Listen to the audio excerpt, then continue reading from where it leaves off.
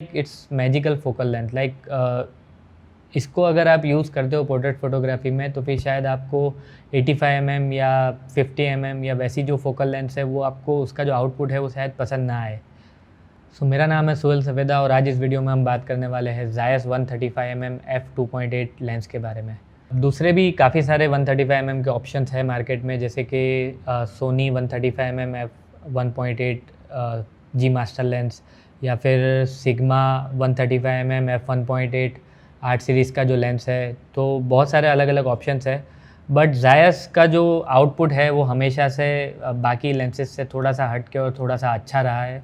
और even though ये f2.8 का लेंस है, इसका जो आउटपुट अगर आप आगे जब टेस्टिंग आएगा उसमें अगर आप इसका आउटपुट देखोगे तो आई डोंट थिंक कि f2.8 के ऊपर जो बोके क्रिएट करके देता है, f2.8 पर इसका जो आउटपुट है वो कंप्लेन करने लायक है।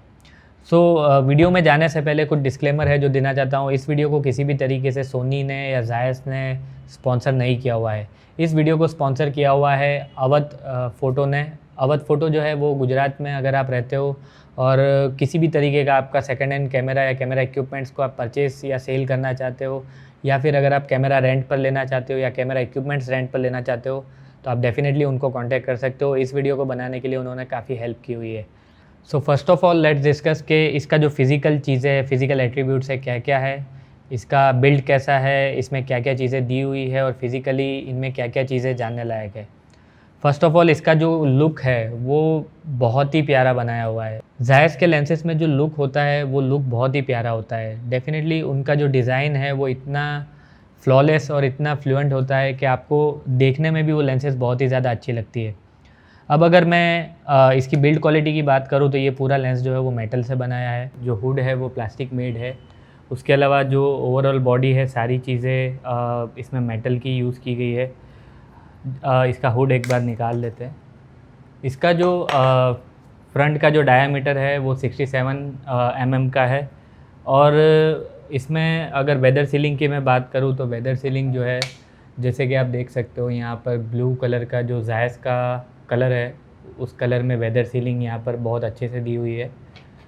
ओवरऑल बिल्ड जो है वो लेंस का बहुत ही अच्छा है। और इस लेंस में जो फोकस रिंग है वो अगेन ज़ायस का जो बाटिस सीरीज़ है वो सारी फोकस रिंग जो है वो रबर की आती है, जिसका पर्सनली मैं बहुत बड़ा फ़ैन नहीं हूँ। उसका रीज़न ये है कि ओवरऑल कुछ सालों के बाद, कुछ लंबे यूज़ के बाद ये जो रिंग्स है वो थोड़ी थोड़ी ढीली होने लगती है, और मैं स्टिल मेटल या अगर प्लास्टिक की हो वैसी कोई जो रिंग होती है वो प्रेफर करता हूँ। इसकी ओवरऑल डिज़ाइन की अगर मैं बात करूँ तो डिज़ाइन इसका काफ़ी अट्रैक्टिव है, बहुत ही अच्छे शेप में ज़ायस ने इसको बनाया हुआ है। अगर आप इसके ऊपर हुड लगा दोगे तो जो हुड है आपका वो डिज़ाइन के साथ बहुत अच्छे से मर्ज हो जाता है। इसका जो डिज़ाइन है वो बहुत ही फ्लॉलेस दिखाई पड़ता है और एक प्रीमियम लेवल का लेंस ये दिखने लगता है।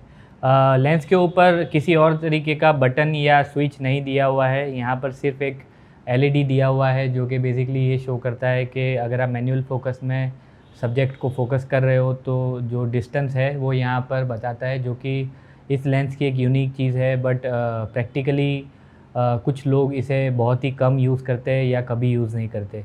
ओवरऑल जो बिल्ड है वो काफ़ी अच्छा है। ज़ायस का होने की वजह से इसकी जो बिल्ड क्वालिटी है वो काफ़ी अच्छी है और काफ़ी स्टडी है। लेंस जो है उसका वेट भी थोड़ा सा हैवी है, बट स्टिल 135 mm की जो रेंज है, जो सारे और लेंसेज जो भी कंपनीज़ के आते हैं उसमें जो वेट है उसके हिसाब से ये वेट बहुत ज़्यादा नहीं है।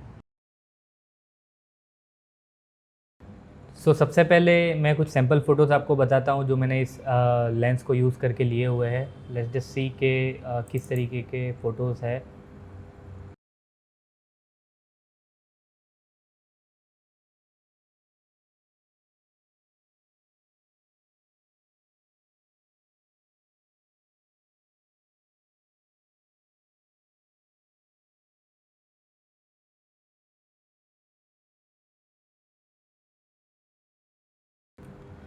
नाउ लेट्स सी के इस लेंस का ऑटो फोकस जो है वो किस तरीके का है और ऑटो फोकस में इसका परफॉर्मेंस कैसा है। एक छोटा सा मैंने टेस्ट लिया हुआ है। जैसे कि आप देख सकते हो सब्जेक्ट जो है वो फ्रेम के इवन बाहर भी अगर चला जाता है तो जो फोकस है वो मेंटेन्ड है। जैसे ही सब्जेक्ट वापस फ्रेम में आता है तुरंत ही फोकस जो है कैप्चर हो जा रहा है। सब्जेक्ट जैसे ही फ्रेम में आ रहा है वापस से तुरंत ही फोकस में आ जा रहा है।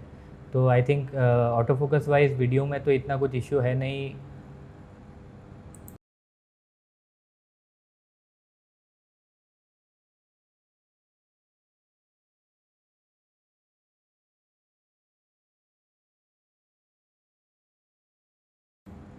और जहाँ तक मैंने इसे फ़ोटो में यूज़ किया है, फ़ोटो में भी इसका ऑटो फोकस जो है वो बहुत ही शानदार है। तुरंत ही आपको जो फोकस है वो ये इजीली कैप्चर कर लेता है। इवन आई फोकस भी जो है वो बहुत ही एक्यूरेट और बहुत ही क्विक है।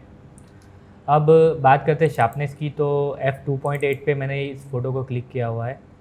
देखते हैं कि इसका जो सेंटर है वो किस तरीके से है। अगर आप जूम करोगे सेंटर में तो इसका जो सेंटर है वो शार्प है, और साइड अगर आप देखोगे तो कॉर्नर्स पे भी जो शार्पनेस है वो सेंटर के जितनी शार्प नहीं है, बट इट्स स्टिल बहुत ही अच्छी शार्पनेस है इसकी। f2.8 के बाद अगर मैं f4 की आपको इमेज बताऊं, सेम जो चार्ट है उसकी, तो एज़ यू कैन सी कि इसका जो सेंटर है वो अगेन शार्प है। कॉर्नर्स में अगर आप देखोगे तो कॉर्नर्स में जो शार्पनेस है उसका थोड़ा सा इंक्रीमेंट हुआ लगता है।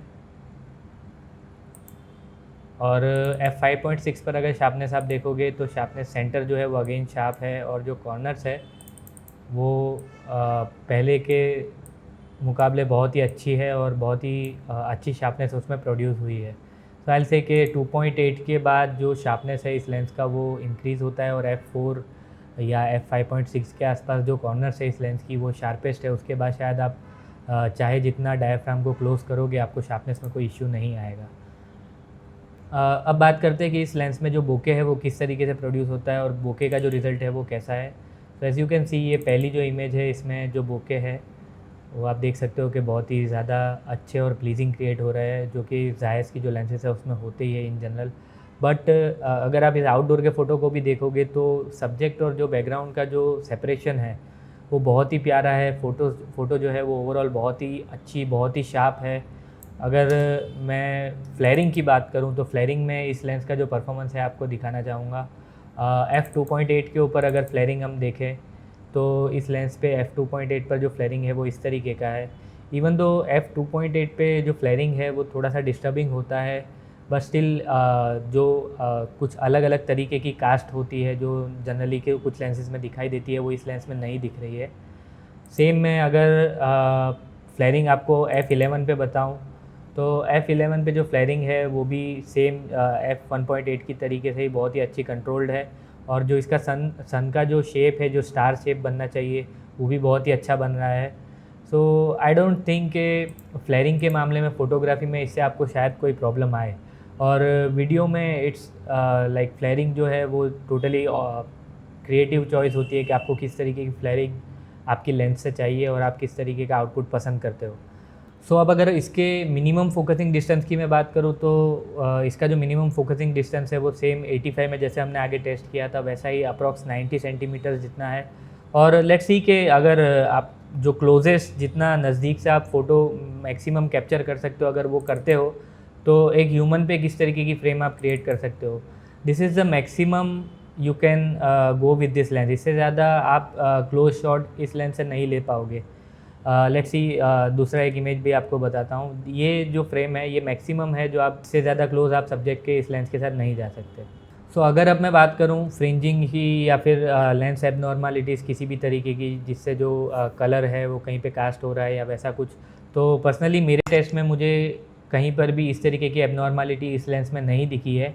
और इवन अगर आपको मैं बता भी सकता हूँ कि अगर इस वाले टेस्ट में कहीं पर भी अगर आप जूम करके देखोगे तो यहाँ पर किसी भी तरीके का कॉन्ट्रास्ट जहाँ पर फ्लक्चुएट हो रहा है, जहाँ पर बहुत ब्राइट और बहुत डार्क शेड्स क्रिएट साथ में मर्ज हो रहे हैं, वहाँ पर भी इवन कहीं पर भी आपको किसी भी तरीके का फ्रिंजिंग या फिर क्रोमेटिक एब्रेवेशन, पर्पल शेडिंग या ग्रीन टिंट या वैसा कुछ भी आपको नहीं मिलेगा। लेकिन हाँ, अगर आप उसे ढूंढोगे तो शायद आपको वो किसी कुछ केसेस में एक्सट्रीम एनवायरनमेंट का आपको देखने को मिले।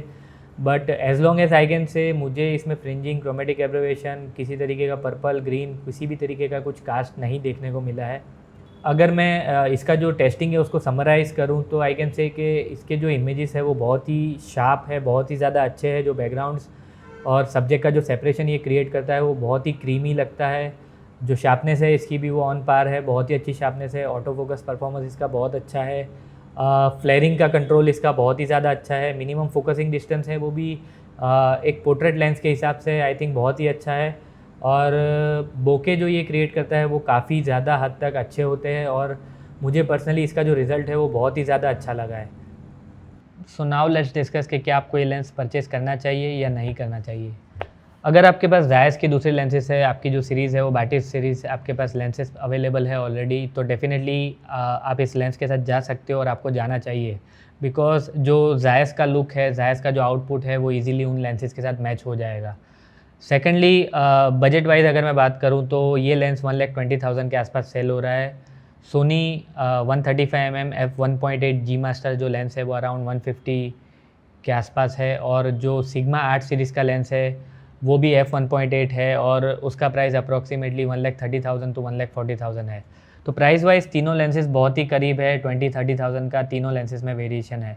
अब जी master I will suggest because के उसमें जो फीचर्स है, जो फोकस रिंग है वो भी मेटल की है, कुछ एक्स्ट्रा बटन्स आपको मिल जाते हैं, और जी मास्टर भी बहुत ही अच्छा आउटपुट प्रोवाइड करता है और f1.8 के साथ आपको मिलता है। तो मेरे हिसाब से अगर आप 30,000 एक्स्ट्रा स्पेंड कर सकते हो तो आप डेफिनेटली जी मास्टर के साथ भी जा सकते हो। उसके अलावा sigma 8 series I will not suggest because जो जायज़ का जो लुक है, जो कॉन्ट्रास्टी इमेज है, जो इसका straight out of the camera जो परफॉर्म करता है ये, वो बहुत ही एक्सक्लूसिव है। अगर आप जायज़ पसंद करते हो तो डेफिनेटली आपको सिग्मा या टेमरॉन या फिर ऐसी कोई ब्रांड शायद नहीं पसंद आए, बट आप शायद जो सोनी का जी मास्टर सीरीज़ है उसमें जा सको। तो इन दोनों ऑप्शंस में से आपके बजट के हिसाब से, आपके पर्सनल चॉइस के हिसाब से आप दोनों में से कोई भी एक लेंस परचेस कर सकते हो, या फिर अगर आप थोड़ा सा और स्पेंड कर सकते हो 2,50,000 तो आप 70 to 200 जो जूम लेंस आती है वो भी परचेस कर सकते हो। बट अगर आप ब्लॉक लेंस लेना चाहते हो तो डेफिनेटली एक अच्छा ऑप्शन है, इसका जो आउटपुट है वो बहुत ही अच्छा है। I strongly recommend it. So इस वीडियो को देखने के लिए थैंक यू सो मच। अगर आपको वीडियो पसंद आया तो प्लीज़ लाइक कीजिए, इस चैनल को सब्सक्राइब कीजिए। Thank you so much, have a good day.